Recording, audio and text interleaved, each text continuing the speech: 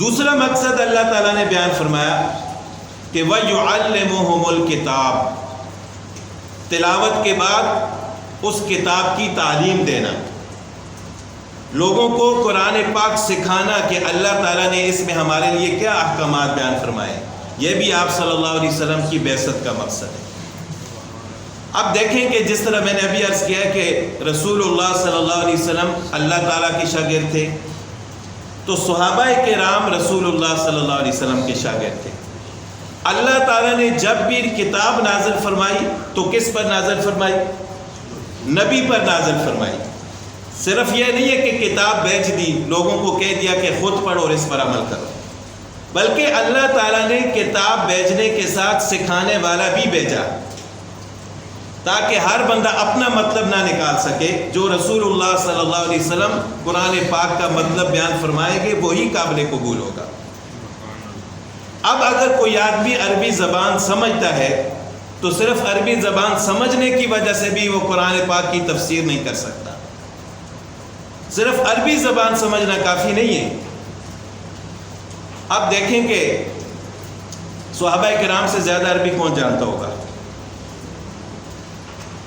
وہ قرآن کے نزول کے وقت حاضر ہوتے تھے، عربی زبان تو ان کی مادری زبان تھی، قرآن سے بھی واقف تھے، حدیث سے بھی واقف تھے، رسول اللہ صلی اللہ علیہ وسلم کی سنت سے بھی واقف تھے۔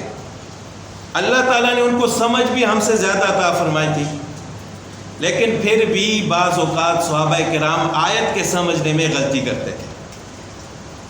پھر رسول اللہ صلی اللہ علیہ وسلم ان کو بتاتے تھے کہ آیت کا مطلب یہ نہیں ہے بلکہ یہ ہے۔ اب جب یہ آیت نازل ہوئی سحری کے بارے میں کہ تم اس وقت تک کھانا کھا سکتے ہو جب تک سفید دھاگا سیاہ دھاگے سے الگ نہ ہو جائے، یعنی واضح نہ ہو جائے یہ سفید داغ ہے یہ سیاہ داغ ہے۔ اب اس آیت کا مطلب تو یہ ہے کہ یعنی صبح صادق اور صبح کاذب بالکل واضح نہ ہو جائے کہ یہ صبح صادق ہوگی یہ، تو اس وقت تک آپ سحری کھا سکتے ہو، کھانا کھا سکتے ہو۔ اب یہ آیت نازل ہوئی، اب اس میں لفظ تو خیط کا لفظ ہے، خیط دھاگے کو کہتے ہیں۔ ایک صحابی تھے، انہوں نے اپنے تکیے کے نیچے 2 دھاگے رکھ لیے کہ میں رات کو اٹھ کر دیکھتا رہوں گا، جب تک ان میں فرق محسوس نہیں ہوگا اس وقت تک میں سمجھ لوں گا کہ اب سحری کا وقت ہے۔ اب جب رسول اللہ صلی اللہ علیہ وسلم کو اس بات کا علم ہوا تو آپ صلی اللہ علیہ وسلم نے ان کو بلایا اور فرمایا کہ یہ آپ کیا کر رہے ہو؟ اب اگر بادل ہیں تو صبح کافی دیر تک اندھیرا رہتا ہے، صبح صادق ہو جائے گی پھر بھی آپ کو پتہ نہیں چلے گا کالے اور سفید دھاگے میں، تو کیا اس وقت بھی آپ سحری کھاؤ گے؟ تو پھر آپ صلی اللہ علیہ وسلم نے ان سے فرمایا کہ اس کا ہرگز یہ مطلب نہیں ہے، یہاں پر سیاہ دھاگے سے مراد صبح کاذب ہے اور سفید دھاگے سے مراد صبح صادق ہے۔